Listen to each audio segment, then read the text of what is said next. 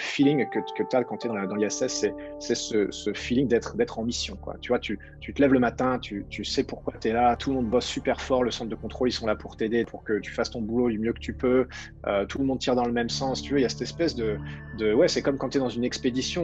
T'as pas souvent ça dans la vie de tous les jours, et c'est ça que j'ai envie de retrouver à bord de la station. Ce qui m'excite le moins, c'est que en fait, on va être assez nombreux parce qu'on va monter à 4 au lieu de 3 avant avec le Soyouz. Et donc, on sera 7 à bord de la station, donc c'est un de plus. Et puis surtout, avant, il y avait 3 Russes, 3 Américains.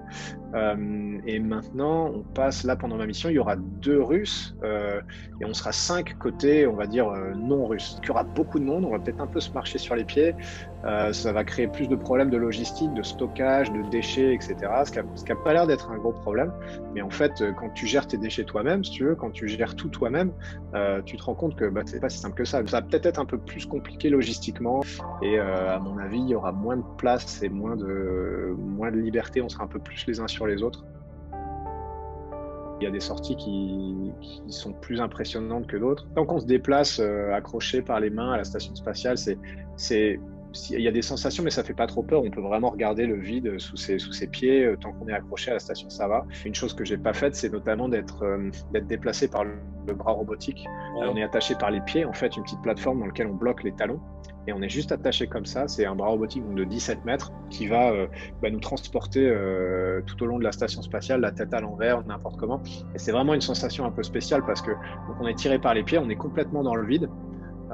Et là, il faut savoir lâcher prise parce qu'on ne peut rien faire. C'est un collègue qui pilote le bras robotique qui va nous amener là où on est censé aller. Parfois, c'est pour déplacer une charge assez lourde.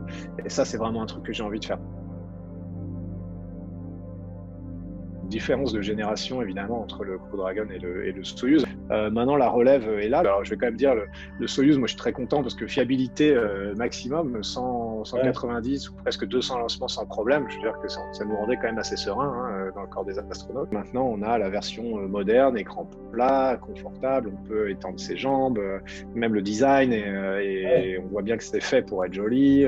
Les scaphandres sont pensés pour que ça soit sympa. Il y a une inspiration un peu 2001 au lycée de l'espace ou Hollywood. Il y a des gens qui travaillent sur les scaphandres chez SpaceX, ceux qui sont d'anciens costumiers pour les films Marvel. C'est comme ça que ça se passe, c'est Los Angeles.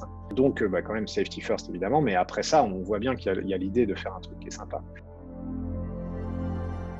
Les gens ont besoin de s'évader, les gens ont besoin d'aventure, les gens ont besoin de... l'espace, c'est un peu la nouvelle frontière. Maintenant, on a l'impression que sur Terre, malheureusement, on a un peu tout vu. Alors, il reste le fond des océans, il reste des jungles à explorer, etc. Mais globalement, maintenant, la vie est civilisée, apprivoisée un peu partout. Donc, je sais pas, peut-être il y a un peu moins d'aventure, ou c'est l'impression qu'ont les gens. Puis peut-être en période de pandémie, évidemment, c'est encore 10 fois pire. Mais il faut un truc qui fait rêver parce qu'on est émotionnel, on est rationnel, mais pas entièrement. On est un animal de sentiments, on a besoin d'être exalté, on a besoin de vibrer pour quelque chose, on a besoin je sais pas, d'aimer quelque chose, d'avoir des passions, d'avoir des trucs qui nous surprennent, etc. C'est ça la vie.